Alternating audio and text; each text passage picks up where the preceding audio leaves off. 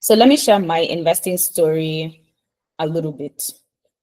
So despite coming from a finance background, I have made a lot of mistakes myself. And I told you my personal cross is that one of chasing FOMO.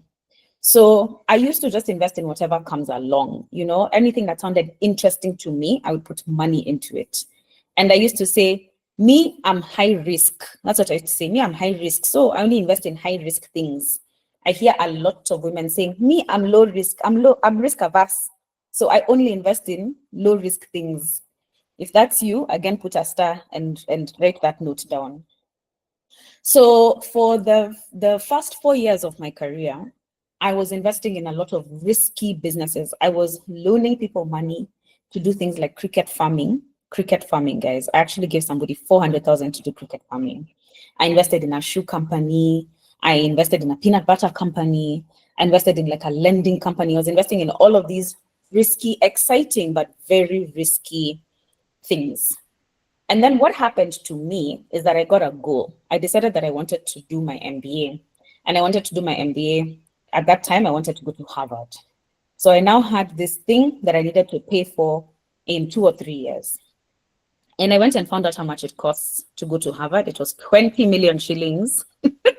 I even laughed the first time I saw that number. I was like, hey, okay, I guess let's see how to do it. Then there's somebody actually who sat me down and broke it down for me. She was like, okay, yeah, it's 20 million, but you'll get a scholarship and blah, blah, blah, and all of these things. And we got the number down to something manageable, closer to 7 million.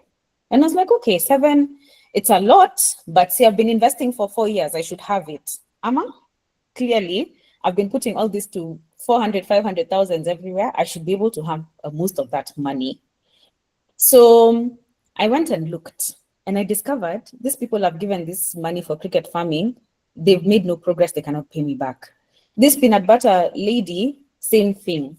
The shoes, the money was coming and going immediately. So I actually really had very little to show for my investments. I saw somebody saying, I'm investing but not tracking, so I don't know how I'm doing. That's exactly what was happening to me. I had no idea how these investments were doing and if they could actually propel me forward, take me where I wanted to go in my life. In this case, it was going for this MBA. So once I realized I didn't have that much, I wasn't at zero, but I didn't have that much. I said, okay, this is what we're gonna do. We'll work backwards. So the difference between what I needed and what I had, I said, this one we're going to invest safe, predictable. I'm not going to play with this money because now I had something that meant something to me. And I made a plan and I worked backwards and I was able to actually put away that money, most of it. And I didn't go to Harvard, but I went to Oxford a few years later. And I was able to pay for not just the year that I was in school, but the year after as well, from saving for about 2 years, and then like sort of taking a loan for the balance and paying it off after 3 years. So really it was a 5-year journey of making this happen, which is crazy because that's actually the exact amount of time I was investing in before I had this realization, isn't it? So for me, having a goal really, really changed things. And once I figured that out, I said, actually, let me just use this approach generally speaking. So I stopped throwing my money away. And now my investment looks very different. You'll see I have about 20% in short-term savings. This is money market funds, my bank account, some fixed deposits. This is where my emergency fund goes and where my short-term goals are saved towards. So short-term goals are things like the travel I want to do in a year or two, if I want to upgrade any of my technology, my sinking funds, so things like my car insurance and things like that are in short-term savings. They're low risk, they're liquid. This is something like a money market fund. And then a majority of my money is invested in long-term investments. And these are for my goals like retirement, taking my unborn children to university.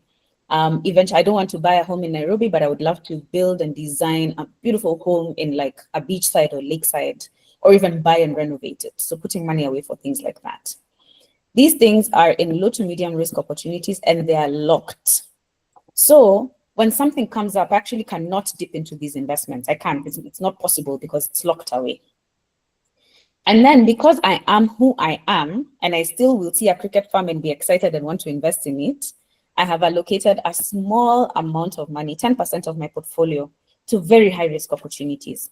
So this is where I invest mostly in businesses, sometimes in currencies. And this is for fun. So when they pay off, I really, really treat myself. That's the year that if I'm traveling, I already have my travel saved for here.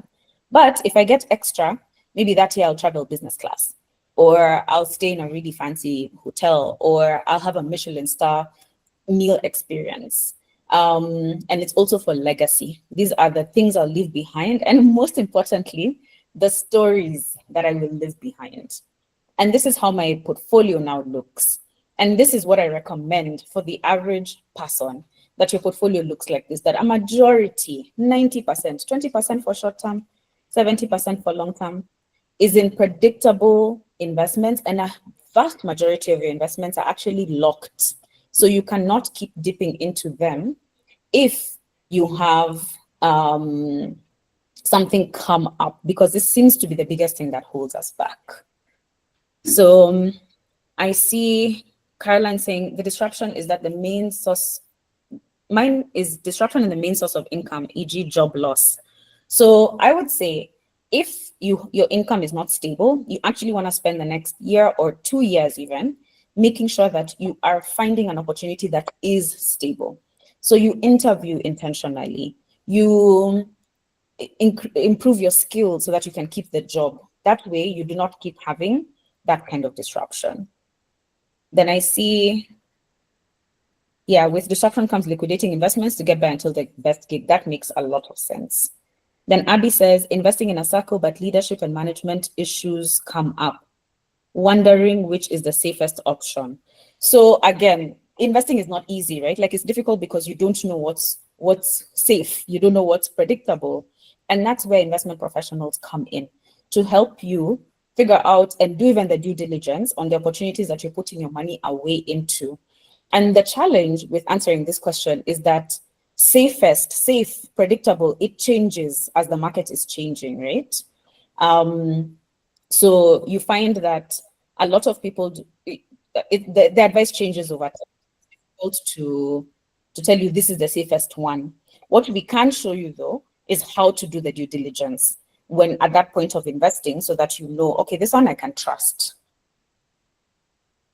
Someone says, please expand on the long-term examples of where to invest the 70% of the portfolio. So I will share those, but you want to think about long-term investments like bonds, the Nairobi Stock Exchange, even some offshore funds, depending on where you are at in your journey. But what you want is something that is low to medium risk.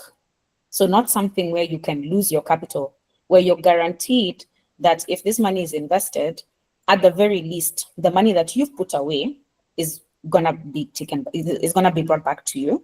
The second point is that when you earn interest, that interest is compounded, and so it's growing faster, and then you want it to be locked. So not something that you can just keep withdrawing whenever you want. So typically these are long-term bonds, shares. This requires discipline because you can't sell them and liquidate, but you want to have the discipline not to do that. Real estate also has this this profile. So quite a few things that you can invest in there. So the result of changing my investing approach is that I got my degree. This is me in Oxford. I traveled quite a bit, and I've generally speaking been able to balance my long-term goals and enjoying life today without a lot of stress, just by having goals. And what the goals do is they give you direction. Those questions you're asking about, where should I invest the money?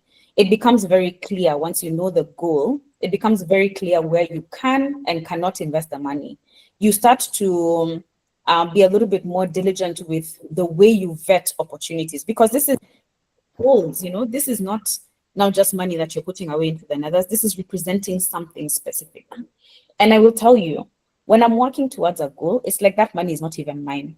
So someone asks me for it, I cannot say yes, because it actually does not, because it means if I give this person the money, it means I'm not going to be able to achieve the thing I want to achieve. So the thing I want you to take away from this is the goals.